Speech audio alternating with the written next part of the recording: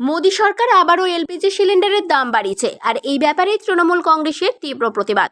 কেন্দ্রের মোদী সরকার রান্নার gas LPG সিলিন্ডারের দাম 50 টাকা বাড়িয়ে আবারও সাধারণ মানুষকে ধাক্কা দিয়েছে। এই সিদ্ধান্তে সরাসরি প্রভাব পড়েছে সাধারণ মানুষের পকেটে, যার কারণেই মানুষের মধ্যে ক্ষোভ বিরাজ করছে। দাম বাড়লো কেন? গ্যাসের দাম বাড়লো কেন? গ্যাসের দাম বাড়লো কেন? কেন্দ্রের জনবিরোধী বিজেপি সরকার দূর হটো। পশ্চিমবঙ্গে তৃণমূল কংগ্রেস ক্রমাগত এই সিদ্ধান্তের বিরোধিতা করছে। আসানসোল পৌর কর্পোরেশনের 84 নম্বর ওয়ার্ডের কাউন্সিলর সহ পৌর চেয়ারম্যান এবং সভাপতি ডক্টর দেবাশিস সরকার একটি প্রতিবাদ কর্মসূচির আয়োজন করেন। এই দিন এই ব্যাপারে তিনি কেন্দ্রীয় সরকারের নীতির তীব্র সমালোচনা করেন। ডক্টর দেবাশিস সরকার বলেন, কেন্দ্রীয় সরকার ক্রমাগতই সাধারণ মানুষের পকেটের ক্ষতি করছে। একদিকে কর্মসংস্থানের তো কোনো ব্যবস্থাই নেই, অন্যদিকে নিত্য প্রয়োজনীয় জিনিসপত্রের দাম বাড়িয়ে দিয়ে জনগণের মনোবল ভেঙে ফেলছে।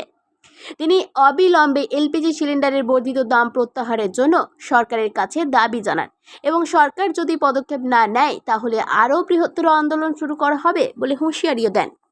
আজকে আমাদের যে বিরোধ কর্মসূচি সেটা হচ্ছে গ্যাসের যে দাম মধ্যরাত্রে চুপিসারে মানুষের অজান্তে যে গ্যাসের দাম বাড়ানো হয়েছে। বিগত কয়েকদিন আগে ওষুধের সংশোধনী একটি বিল পাস করা হয়, যাতে 748টা ওষুধের দাম হঠাৎ করে বৃদ্ধি করা হয়। 31 মার্চের রাত্রে মানে 1 এপ্রিলের শুরুতে টোল ট্যাক্স 23% বৃদ্ধি করা হয়। ঠিক সেইভাবেই একটা ধরুন অনুষ্ঠানের সময় চলছে, রামনবমী চলছে, দেশে একটা পুজোর মহল রয়েছে, সেই অবস্থায় মানুষের অজান্তে গ্যাসের দাম 50 টাকা বাড়িয়ে দেওয়া হলো। জীবিকা ও জীবন দুই বিপর্যস্ত আজকের কেন্দ্র মোদী সরকার থাকার ফলে। এই জনবিরোধী সরকার যতদিন থাকবে দেশের মানুষের সাধারণ মানুষের কোনো কল্যাণ হতে পারে না, কেন এই সরকার পুঁজিবাদীদের সরকার, সাধারণ মানুষের আমার আপনার সরকার নয়।